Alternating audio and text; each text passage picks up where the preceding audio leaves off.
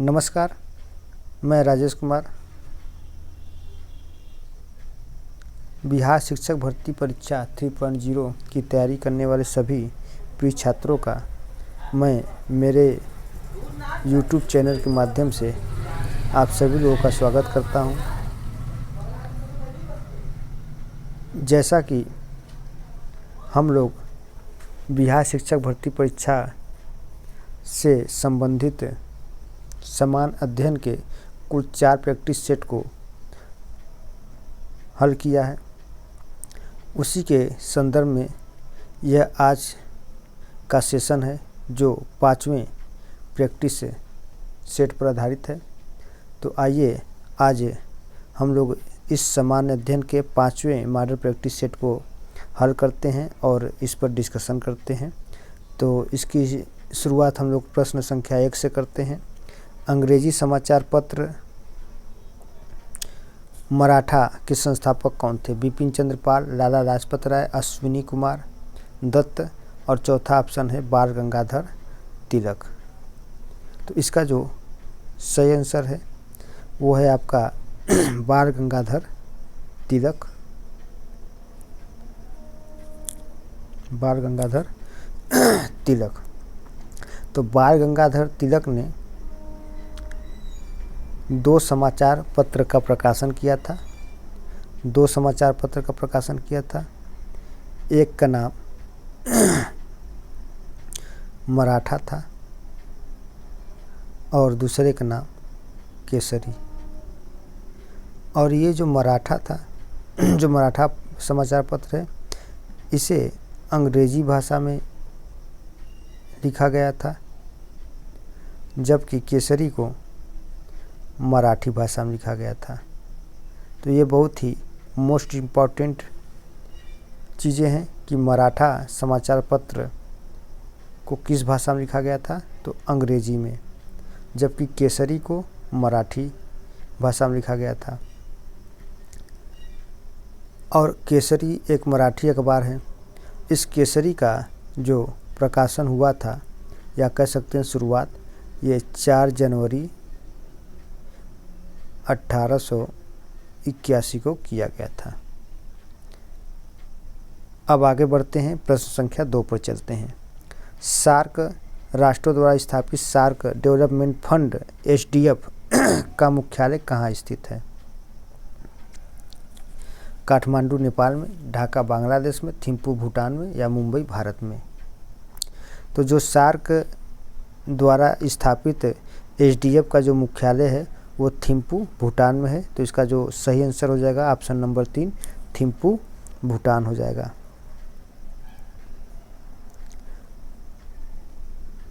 आगे बढ़ते हैं, प्रश्न संख्या 3 पे चलते हैं। संयुक्त राष्ट्र संघ ने राज्यों के आर्थिक अधिकारों एवं कर्तव्यों के चार्टर को कब अंगीकृत किया? दिसंबर 1974, दिसंबर 1976, दिसंबर 1980, दिसंबर 1977। तो संयुक्त राष्ट्र संघ ने राज्यों के आर्थिक अधिकारों एवं कर्तव्यों के चार्टर को 12 दिसंबर 1974 को अंगीकृत किया था। तो इसका सही ऑप्शन हो जाएगा ए, 12 दिसंबर 1974। आगे बढ़ते हैं, प्रश्न संख्या 4 पे चलते हैं। इनमें से किसे भारतीय रेल का जनक माना जाता है? Lord Ripon, Lord Minto, Lord Dalhousie, Lord Irwin? तो लॉर्ड डलहौजी को भारतीय रेल का जनक माना जाता है। तो इसका सही आंसर हो जाएगा ऑप्शन नंबर 3, लॉर्ड डलहौजी। तो लॉर्ड डलहौजी ने 1848 से 1856 तक, है ना, 1848 से 1856 ईस्वी तक भारत के गवर्नर जनरल के रूप में कार्य किए। इन्होंने 1853 ईस्वी में, यानी कि लॉर्ड डलहौजी ने ही 1853 ईस्वी में अपने प्रसिद्ध रेलवे मिनट के माध्यम से अंग्रेज़ों को भारत में रेलवे शुरू करने के लिए तैयार किया। इस प्रकार इन्हें भारतीय रेलवे का जनक भी कहा जाता है। और यात्री ट्रेनों के लिए प्रथम रेलवे स्टेशन मुंबई के बोरीबंदर क्षेत्र में बनाया गया था। ये भी सवाल पूछा जा सकता है या कहा जा सकता है कि जो प्लेटफार्म था, है ना, पहला जो प्लेटफार्म था वो मुंबई के बोरीबंदर में बनवाया गया था। वो भी कैसा प्लेटफार्म? यात्रियों के लिए। जबकि प्रथम रेलवे कहाँ से चला गया था? मुंबई से लेके थाने के बीच में चलाई गई थी प्रथम रेल मुंबई से थाने के बीच चली थी। आगे बढ़ते हैं, प्रश्न संख्या 5 पे चलते हैं। भारत के उच्चतम न्यायालय का आदर्श वाक्य क्या है? सभी के लिए समान न्याय, योगाक्षेमम ब्रह्म्यहम्, सत्यमेव जयते, यतो धर्मस्ततो जयः। तो पहले भारत के उच्चतम न्यायालय का जो आदर्श वाक्य था वो सत्यमेव जयते था, लेकिन अब इसका जो आदर्श वाक्य है वो यतो धर्मस्ततो जयः। तो इसका सही आंसर है यतो धर्मस्ततो जयः, यानी कि जहाँ धर्म है वहाँ विजय होगी। इसका अर्थ होता है जहाँ धर्म है वहाँ विजय होगी। आइए 6 नंबर देखते हैं क्वेश्चन। केंद्रक और कोशिका झिल्ली के बीच मौजूद जेली जैसे पदार्थ को क्या कहा जाता है? ऑप्शन देखिए यहाँ पर है, ये रहा ऑप्शन। कर्डी या ओटिक, कोशिका द्रव्य या साइटोप्लाज्म, उल्ब या एम्ब्रोटिक, फुफ्फुसी या प्यूरल। तो इसका जो सही आंसर है वो है कोशिका द्रव्य। 7वें नंबर का क्वेश्चन देखते हैं। पृथ्वी की धुरी क्रांति वृत्त के तल पर कितने कोण पर आनत है, यानी कि झुकी हुई है ना? क्रांति वृत्त के तल पर कितने कोण पर झुकी हुई है? 68 डिग्री, 68 से 1/2 डिग्री, 73 से 3/4 डिग्री, 62 से 1/2 डिग्री, 66 से 1/2 डिग्री। तो पृथ्वी अपने अक्ष पर देखिए 2 रूपों में झुकी हुई है। ये मानते ये पृथ्वी हो गया और ये इसका अक्ष हो गया।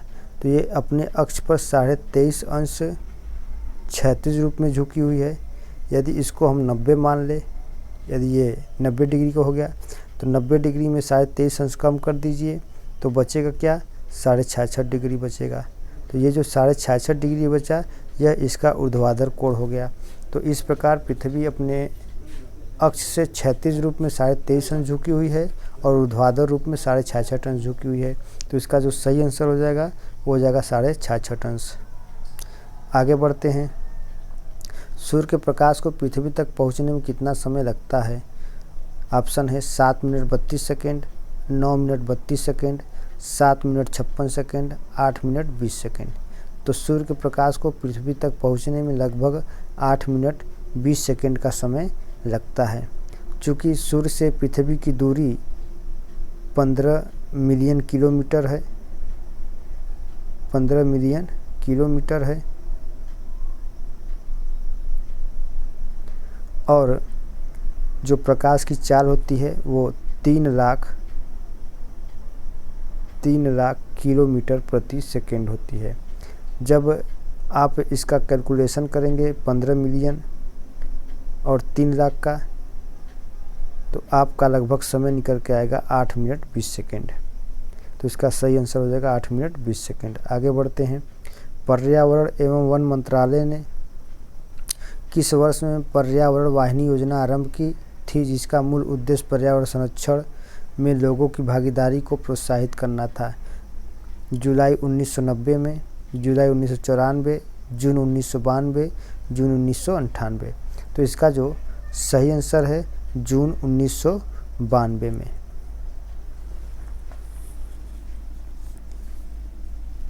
तो जून 1992 में पर्यावरण एवं वन मंत्रालय द्वारा पर्यावरण वाहिनी योजना का आरंभ किया गया था।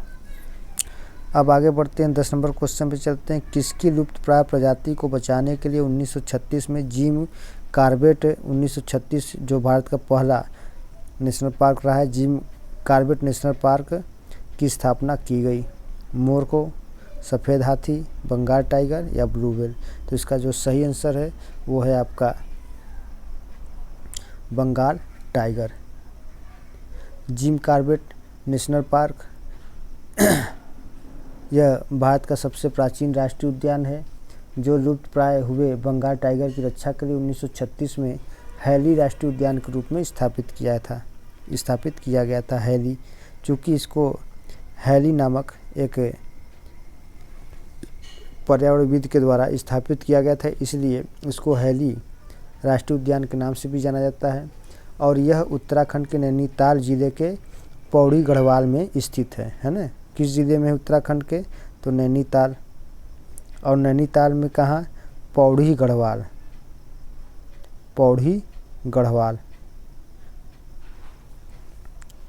जिले में स्थित है। आइए आगे बढ़ते हैं, 11 नंबर क्वेश्चन में चलते हैं। भारतीय संविधान का अनुच्छेद 72 निम्नलिखित में से किससे संबंधित है? राष्ट्रपति की क्षमा करने की शक्ति, भारत के उच्चतम न्यायालय की संरचना और क्षेत्राधिकार। आगे 2 ऑप्शन और दिया होगा तो यहीं पर हम क्लियर कर लेते हैं। तो जो अनुच्छेद 72 है वो राष्ट्रपति की क्षमा करने की शक्ति से संबंधित है।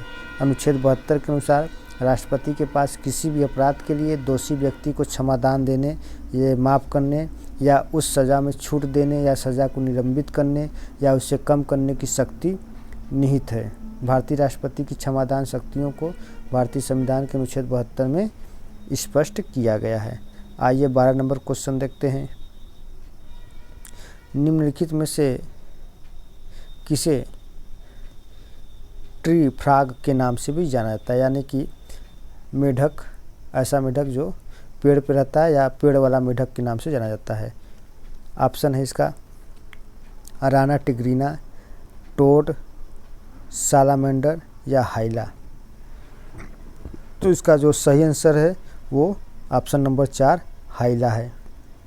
तो हाइला पेड़ों पर रहने वाले मेढक की एक प्रजाति है जिसको हाइडी परिवार के रूप में जाना जाता है।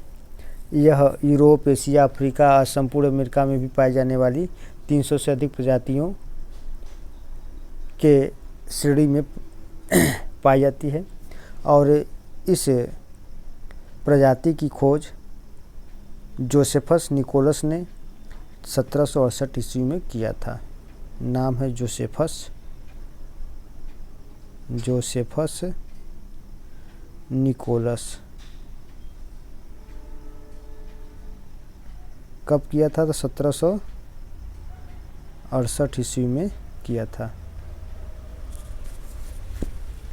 आगे बढ़ते हैं। शायद मैं बोलते समय 1785 कहा था, लेकिन नहीं, 1768 ही रहेगा।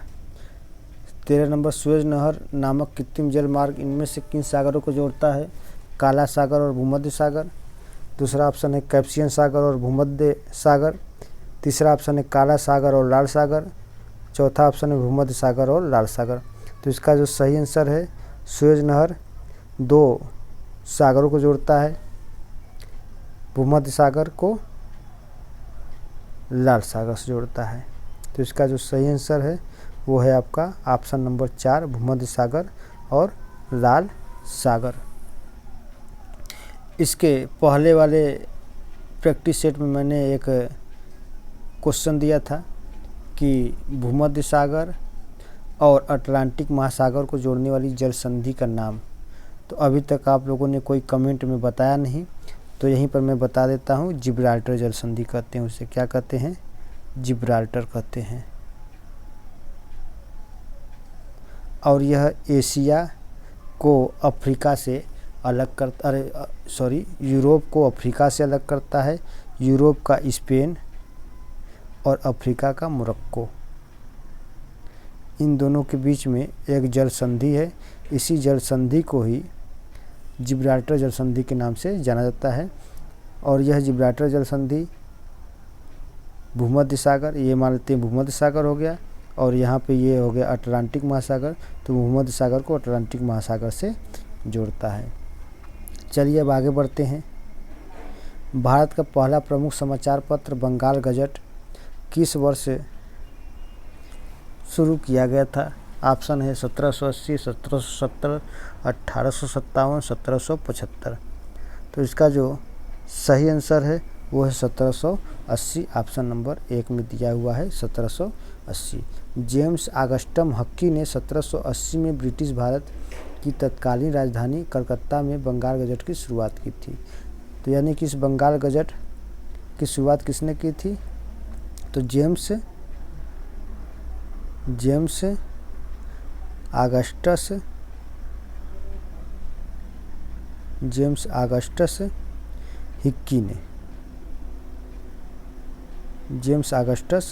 हिक्की ने किया था। अब आगे बढ़ते हैं, 15 नंबर सवाल पे चलते हैं।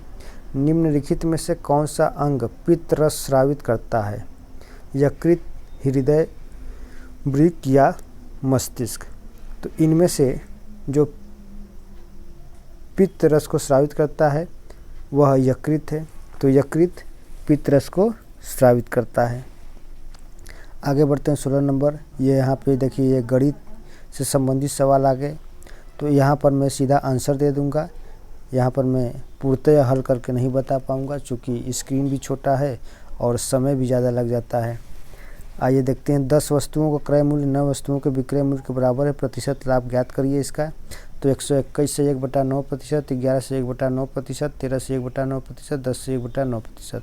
तो देखिए यहाँ पे सवाल क्या कह रहा है कि 10 वस्तुओं का क्रय मूल्य 9 वस्तुओं के विक्रय मूल्य के बराबर है। तो इसको सीधा सा आप फंडा अपना लीजिए कि 10 - 9 कर दीजिए, बटा 9 गुणते 100 कर दीजिए। तो ये आपका आ जाएगा 100/9। इसको काटेंगे तो 11 - 9 = 99, तो 11 से 1/9 आ जाएगा। तो यही इसका राइट आंसर हो जाएगा। 17 नंबर का सवाल देखते हैं। 100 और 300 के बीच की संख्याएं 7 से विभाज्य हैं। तो कितनी संख्याएं विभाज्य है? 30 है, 28 है, 27 है या 29 है। तो इसमें जो 100 से लेकर के 300 के बीच में जो 7 से विभाज्य संख्याएं हैं वे टोटल 28 है। तो ऑप्शन नंबर 2 में दिया हुआ है 28। 18 नंबर देखते हैं। हेमा ने अपने वेतन का 15% चैरिटेबल ट्रस्ट को दान करने का फैसला किया। दान के दिन उसने अपना मन बदल दिया और 45 रुपये दान कर दिया, जो कि उसके द्वारा पूर्व में तय किए गए दान के 125% के बराबर है। हेमा का वेतन ज्ञात करना है। तो 30,000 रुपये है, 24,000 रुपये, 18,000 रुपये या 32,000 रुपये। तो इसका जो सही आंसर है वो है आपका 24,000 रुपये। देखिए इसको कैसे हल कर सकते हैं आप लोग कि 45 रुपये तो है ही और 2 बार परसेंटेज की बात की गई है।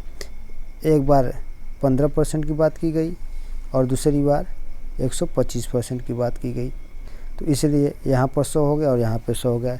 अब इसको काट दीजिए तो 15 × 45 हो जाएगा। 15 × 45 तो ये आपका आ जाएगा 300 गुणते, अब इसको 125 को 100 से आप विभाजित कर दीजिए। तो ये आपका कितना आ जाएगा? 300 125 को गुणते 4 गुणते कितना आ जाएगा आपका 20। 3 चौका 12, 12 दूना 24। तो ये आपका कितना आ जाएगा? 24,000 रुपये आ गया। तो इसका यही 24,000 रुपये हो जाएगा राइट आंसर। आगे बढ़ते हैं।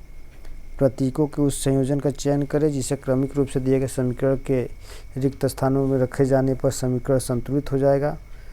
यहाँ पे दिया हुआ है 9 3 0 8 फिर 2 = 23। अब यहाँ पर भाग है, प्लस है, माइनस है, गुणा है, ये ऑप्शन दिया हुआ। तो इस प्रत्येक ऑप्शन के कौन कौन से चिन्ह यहाँ पर रखेंगे कि ये आपका जो है कि 23 आ जाएगा। तो इसमें आप दूसरे वाले ऑप्शन से आप चिन्ह का प्रयोग करेंगे तो इसका आंसर 23 आ जाएगा। तो ये जो दूसरा ऑप्शन होगा बिल्कुल सही होगा। आगे बढ़ते हैं। एक व्यक्ति ने स्टीमर से 120 किलोमीटर, रेलगाड़ी से 450 किलोमीटर और घोड़े से 60 किलोमीटर की यात्रा की। इसमें 13 घंटे 30 मिनट का समय लगा। यदि रेलगाड़ी की 4 घोड़े से 3 गुनी और स्टीमर से 1.5 गुनी है तो रेलगाड़ी की 4 ज्ञात करना है। तो इसमें रेलगाड़ी की 4 कितनी होगी? 65 किलोमीटर प्रति घंटा, 64 किलोमीटर प्रति घंटा, 60 किलोमीटर प्रति घंटा या 62 किलोमीटर प्रति घंटा। तो इसका जो सही आंसर हो जाएगा वो हो जाएगा 60 किलोमीटर प्रति घंटा। आगे बढ़ते हैं। 21 नंबर के सवाल चलते हैं। ग्रामीण भारत के लिए एकीकृत संपत्ति सत्यापन समाधान को सक्षम करने के लिए अप्रैल 2020 में इनमें से कौन सी योजना शुरू की गई थी? ग्रामीण भारत के लिए एकीकृत संपत्ति सत्यापन समाधान को सक्षम करने के लिए अप्रैल 2020 में इनमें से कौन सी योजना चली थी? देखिए, समर्थ है, स्वामित्व है, उमंग है या कुसुम है। तो इसमें जो अप्रैल 2020 में चली थी यह स्वामित्व योजना चली थी, तो इसका सही आंसर हो जाएगा स्वामित्व हो जाएगा। इस योजना की शुरुआत प्रधानमंत्री ने 24 अप्रैल 2020 में किया था। आगे बढ़ते हैं, 22 नंबर का सवाल देखते हैं। शिशु मृत्यु दर क्या दर्शाती है? उस विशेष वर्ष में पैदा हुए 1000 जीवित बच्चों में से 6 माह से कम आयु में मरने वाले बच्चों की संख्या का अनुपात। जी नहीं, ये 6 माह की जगह यदि 1 वर्ष रहेगा तो ये सही यही होगा आपका। 6 माह की जगह 1 वर्ष होना चाहिए। यहाँ पर कितना होना चाहिए? 1 वर्ष होना चाहिए या 12 मंथ होना चाहिए। तो यानी कि उस विशेष वर्ष में पैदा हुए 1000 जीवित बच्चों में 1 वर्ष से कम आयु में मरने वाले बच्चों की संख्या का अनुपात शिशु मृत्यु दर कहलाती है। आइए, कहीं ना कहीं ये दिया होगा, इसका ऑप्शन नंबर 2 देखते हैं। उस विशेष वर्ष में पैदा हुए 1000 जीवित बच्चों में से 1 वर्ष से कम आयु में मरने वाले बच्चों की संख्या का अनुपात ही शिशु मृत्यु दर होती है। यही इसका राइट आंसर हो जाएगा। आगे बढ़ते हैं। निम्नलिखित में से कौन सा राज्य भारतीय संविधान की 6वीं अनुसूची द्वारा शासित नहीं है? अरुणाचल प्रदेश, असम, मिजोरम और त्रिपुरा। तो यही जो अरुणाचल प्रदेश है यही 6वीं अनुसूची के द्वारा शामिल नहीं है। 6वीं अनुसूची में कुल 4 राज्य हैं। कौन कौन से हैं? असम है, मिजोरम है, त्रिपुरा है और मेघालय है। तो इसका एक ट्रिक भी है याद करने का, याद कर सकते हैं एटीएम में डबल एम हो जाएगा। तो ये असम, त्रिपुरा, मिजोरम, मेघालय। और इसका वर्णन भारतीय संविधान के अनुच्छेद 244 के दूसरे में एवं अनुच्छेद 275 के पहले में किया गया है। आगे बढ़ते हैं। जिनेवा में अंतर्राष्ट्रीय मानवाधिकार आयोग की स्थापना कब हुई थी? 31 अक्टूबर 2012 को, 12 अक्टूबर 1993, 14 नवंबर 2015 या 14 दिसंबर 2003। तो जिनेवा में अंतर्राष्ट्रीय मानवाधिकार आयोग की स्थापना कब की गई थी, है ना? तो इसका जो सही आंसर है वो है 24 दिसंबर 2003। आगे देखते हैं 25 नंबर क्वेश्चन। चीन ने अपने कृत्रिम सूर्य के लिए इनमें से किस तकनीक का उपयोग किया है? विद्युत चुंबकीय प्रेरण का, नाभिकीय विखंडन का, गुरुत्वाकर्षण बल का, नाभिकीय संलयन का। तो इसका जो सही आंसर है चीन ने अपने कृत्रिम सूर्य के लिए नाभिकीय संलयन की तकनीक का उपयोग किया हुआ है। राइट ऑप्शन 4 हो जाएगा। अब चीन के कृत्रिम सूर्य को एक नाम दिया गया है, उसका क्या नाम है ये भी कभी न कभी पूछा जा सकता है। तो इसका नाम है HEL-2M। HEL-2M यह चीन के कृत्रिम सूर्य का नाम है। आगे बढ़ते हैं, क्वेश्चन नंबर 26 पे चलते हैं। निम्न में से कौन सा युग्म सुमेलित नहीं है? यहाँ पे घास क्षेत्र दिया हुआ है, इसी को सुमेलित करना है। ऑस्ट्रेलिया में डाउन्स है तो ये सुमेलित है। अर्जेंटीना में प्रेयरीज है तो ये सुमेलित नहीं है। प्रेयरीज कहाँ है? ये यूएसए और मैक्सिको कह सकते हैं या उत्तरी अमेरिका में कह सकते हैं। तो यहीं सुमेलित नहीं है। दक्षिण अफ्रीका में वेल्ड है। अब मध्य एशिया में स्टेपी घास का मैदान है। तो ये सभी जो घास के मैदान हैं ये शीतोष्ण घास के मैदान हैं। कौन से मैदान हैं? शीतोष्ण घास के मैदान हैं। और ये शीतोष्ण घास के मैदान जो होते हैं ये शीत प्रदेशों में उगते हैं और ये इनके जो तने होते हैं या जो पत्ते होते हैं बहुत ही नरम होते हैं। जैसे हमारे यहाँ बरसीम होता है, ठंडियों में देखे होंगे बरसीम। जो लोग गांव दिया से बिलोंग कर रहे हैं वो लोग जानते होंगे बरसीम के बारे में। तो बरसीम ये ठंडियों में बोई जाने वाली चारा है पशुओं के लिए, और एक चरी होती है, ध्यान से समझिएगा, एक चरी होती है, ये गर्मियों में बोई जाती है। तो ये गर्मियों में जो बोई जाती है इसको आप कह सकते हैं पशुओं को चारा, गर्मियों वाला पशुओं को चारा चरी, जो कि इसे आप उष्ण घास भी कह सकते हैं। ये उष्ण घास हो गया, ये शीत घास के मैदान हो गया। तो इसी प्रकार से घास के मैदान विश्व में दो प्रकार के पाए जाते हैं, एक शीत घास के मैदान, एक उष्ण घास के मैदान। तो ये चारों जो हैं ये शीत घास के मैदान हैं। इसके अलावा जो पंपाज है, लानोज है ना, ये सभी क्या है, ये उष्ण घास के मैदान हैं। तो चरी देख रहे हैं बड़े बड़े होते हैं, इनके तने मोटे होते हैं, ये कड़े होते हैं। ठीक इसी प्रकार की विशेषता उष्ण घासों की होती है। आगे बढ़ते हैं, जो इनको पकड़ लेंगे, जो इनको समझ जाएंगे, वो समझ जाएंगे उष्ण और शीत को। आगे बढ़ते हैं, प्रश्न संख्या 27 पे चलते हैं। निम्न में से कौन सा जल डमरू मध्य आर्कटिक महासागर को प्रशांत महासागर से जोड़ता है? आर्कटिक महासागर को किससे जोड़ता है? प्रशांत को। आर्कटिक महासागर को प्रशांत महासागर से जोड़ता है। क्या नॉर्वेजियन जल डमरू मध्य है? तो नहीं है, ये गलत है। दूसरा ऑप्शन देखते हैं, ब्यूफोर्ड जल डमरू मध्य, बेरिंग जल डमरू मध्य या पाक जल डमरू मध्य। तो इसका जो सही आंसर है ये बेरिंग जल डमरू मध्य है। और बेरिंग जल डमरू मध्य एशिया को उत्तरी अमेरिका से अलग भी करता है, और यह आर्कटिक महासागर को प्रशांत महासागर से जोड़ता है। और आर्कटिक महासागर का कौन सा भाग? तो आर्कटिक महासागर का यह भाग जो है कि चुकची प्रायद्वीप को अलास्का से चुकची प्रायद्वीप को यह क्या करता है? अलग कर देता है ना। या फिर ये भी कह सकते हैं कि यह अमेरिका को एशिया से अलग करता है, या अलास्का को चुकची प्रायद्वीप से अलग करता है। ये जो चुकची प्रायद्वीप है ये रूस में है, और अलास्का संयुक्त राज्य अमेरिका का एक भाग है। आगे बढ़ते हैं, 28 नंबर का सवाल देखते हैं। निम्न में से कौन सा गुंबद जैसी संरचना वाले जल निकाली पैटर्न को निरूपित करता है? जालीनुमा, देखिए गुंबद की बात कर रहा है, ध्यान से देखिए गुंबद। तो जालीनुमा, वृक्षनुमा, आयताकार या त्रिज्यी, है ना। तो इसका जो सही आंसर है यह गुंबद जैसा, मतलब कि एक ही जगह से निकले, ये सभी एक ही जगह से जो कि जल का निकासी हो रहा है।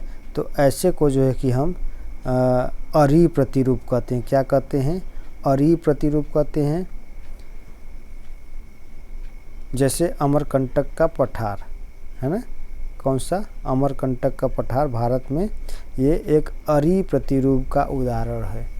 यानी कि एक ही जगह से कई नदियाँ उद्गमित हो रही हों, और वो जो नदियाँ हैं वो कई दिशाओं में प्रवाहित हो रही हो। जैसे अमरकंटक से सोन नदी है, महानदी है ना, ये दो दिशाओं में प्रवाहित होने वाली नदियां हैं। एक अन्य कोई और नदी है, उसका नाम हमको अभी ध्यान में नहीं आ रहा है। चलिए आगे बढ़ते हैं। तो इसका सही आंसर क्या हो जाएगा? त्रिज्यी हो जाएगा।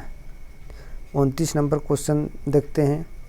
भारतीय संसद द्वारा आरटीआई अधिनियम कब पारित किया गया था और इससे राष्ट्रपति की मंजूरी कब प्राप्त हुई थी? तो भारतीय संसद द्वारा आरटीआई है ना, राइट टू इंफॉर्मेशन, सूचना का अधिकार।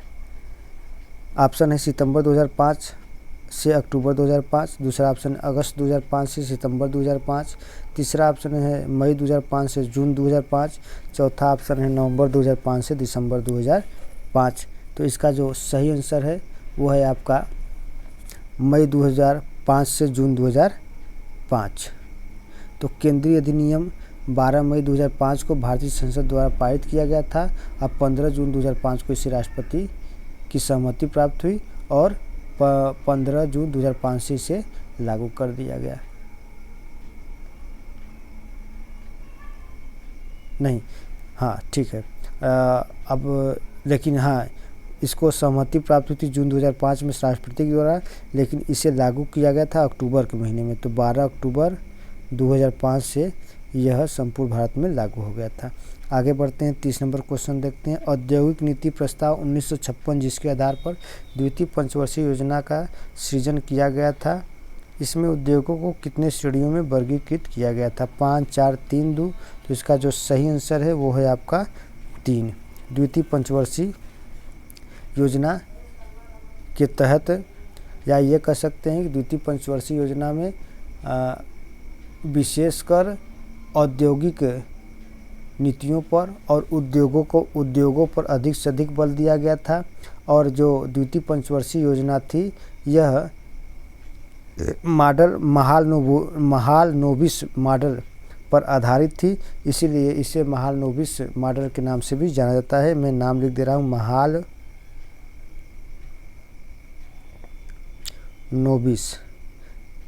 ये एक अर्थशास्त्री थे। ये द्वितीय पंचवर्षीय योजना यानी कि सेकेंड द्वितीय पंचवर्षीय योजना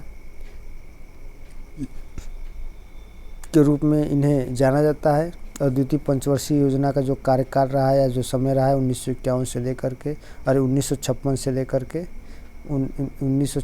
लेकर के 1961 तक रहा है।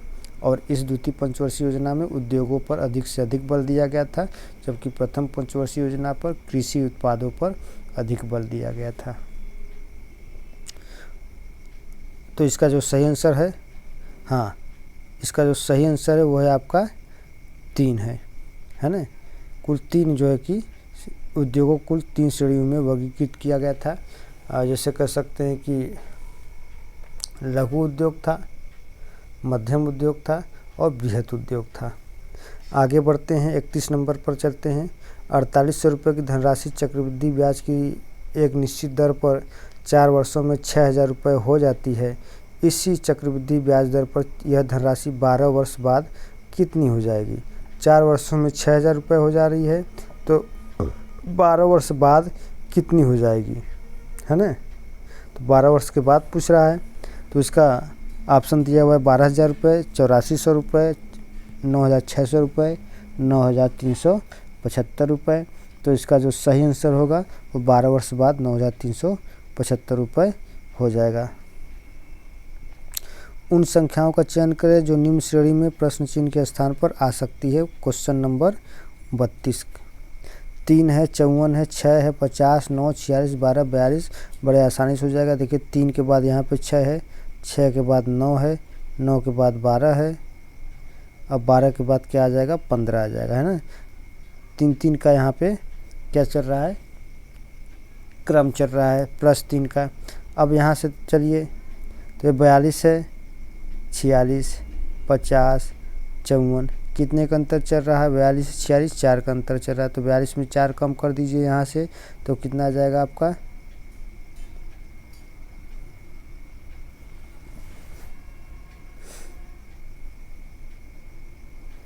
8 4 12, 38 आएगा।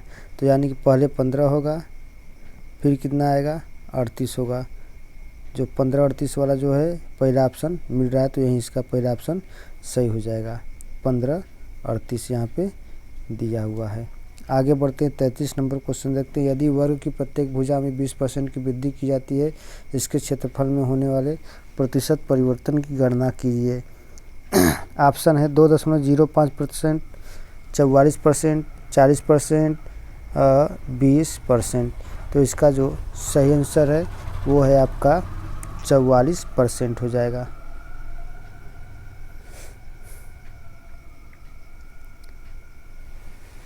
आगे बढ़ते हैं, 34 नंबर क्वेश्चन। ये 34 नंबर क्वेश्चन दिया हुआ है। 34 नंबर क्वेश्चन दिया हुआ है, इसका मान ज्ञात करना है। तो मान कैसे ज्ञात कर सकते हैं? एक फार्मूले के माध्यम से ज्ञात कर सकते हैं। फार्मूला क्या होगा? a + b का whole square plus a - b का whole square upon a square, फिर से दे रहा हूँ मैं, a + b का whole square plus a - b का whole square upon a square plus b square बराबर 2। इसके माध्यम से आप इसको हल कर सकते हैं। तो इसका जो सही आंसर आ जाएगा वो आपका आ जाएगा 2 आ जाएगा, ऑप्शन नंबर 3 यहाँ पे ये दिया हुआ है। 35 नंबर क्वेश्चन देखते हैं। और हाँ हमारे प्रिय साथियों मित्रों, यदि सेशन अच्छा लगे तो आप लोग सेशन को लाइक ज़रूर करें और सेशन को अपने अन्य मित्रों तक साझा करें, इसे भेजें। 35 नंबर क्वेश्चन देखते हैं। ए बी और सी डी एक वृत्त की दो जीवाएँ हैं, जहाँ ए बी बराबर 6 सेंटीमीटर, सी डी बराबर 8 centimetre. A B C D के बराबर है। यदि ए बी और सी डी के बीच की दूरी 7 सेंटीमीटर है तो वृत्त का केंद्र चतुर्भुज ए बी सी डी के आंतरिक भाग में स्थित है। तो वृत्त की त्रिज्या सेंटीमीटर में ज्ञात करना है, तो कितना होगा? ऑप्शन है 5 सेंटीमीटर, 8 सेंटीमीटर, 7.5 सेंटीमीटर या 10 सेंटीमीटर। तो इसका जो सही आंसर है वो है आपका 5 सेंटीमीटर, ऑप्शन नंबर 1। समस्थानिक शब्द का क्या अभिप्राय है? देखिए अभी यह पिछले प्रैक्टिस सेट में मैंने इसको बताया था, यहाँ पे फिर से वही क्वेश्चन आ गया है। समान बंध संरचना वाले तत्व, दूसरा है भिन्न परमाणु क्रमांक किंतु समान द्रव्यमान संख्या वाले तत्व, तीसरा समान परमाणु क्रमांक किंतु भिन्न द्रव्यमान संख्या वाले तत्व, समान भौतिक एवं रासायनिक गुणों वाले तत्व। तो इसका जो सही आंसर है वो है आपका ऑप्शन नंबर 3 कि समान परमाणु क्रमांक किंतु भिन्न द्रव्यमान संख्या वाले तत्व समस्थानिक कहलाते हैं। 37 नंबर क्वेश्चन है, युवा बंगाल आंदोलन किसने शुरू किया था? राजा राम मोहन राय ने, डेनिस क्लाइव ने, ईश्वरचंद्र विद्यासागर ने, हेनरी विवियन डिरोजियो ने। तो इसका जो सही आंसर हो जाएगा वो है आपका option number 4 Henry Vivian Derozio. तो हेनरी लुई विवियन डिरोजियो ने 1809 से लेकर के 1831 में ये बंगाल में यंग बंगाल आंदोलन के प्रणेता रहे हैं और इन्होंने यंग बंगाल आंदोलन की शुरुआत की थी। आगे बढ़ते, हाँ एक चीज़ और भी जान लेते हैं कि ये सन 1826 ईस्वी में कलकत्ता गए और वहाँ से उन्हें हिंदू कॉलेज में अंग्रेजी साहित्य और इतिहास के शिक्षक के रूप में इन्हें नियुक्त किया गया था। आगे बढ़ते हैं, 38 नंबर क्वेश्चन देखते हैं। निम्न में से किस संशोधन ने पंचायतों को वित्तीय अधिकार प्रदान किए और स्थानीय सरकार को मजबूत बनाने में मदद किया? 74वां संशोधन, 64वां, 63वां और 73वां। तो जो 73वां संविधान संशोधन है ये इसका सही आंसर है। तो 73वां संविधान संशोधन और ये आपका पंचायती ग्रामीण पंचायती से संबंधित था और 74वां जो था यह नगरी से संबंधित था और 73वां 74वां दोनों की शुरुआत ये कब हुआ था? 1992 में हुआ था। आइए 39 नंबर क्वेश्चन देखते हैं। इनमें से किस संघ के सदस्य मुक्त जीवन जीने वाले विशिष्ट समुद्री जीव होते हैं? आर्थ्रोपोडा, मोलस्का, इकाइनोडर्मेटा या नेमाटोडा। तो इसका जो सही आंसर है वो है आपका इकाइनोडर्मेटा, ऑप्शन नंबर 3। तो इकाइनोडर्मेटा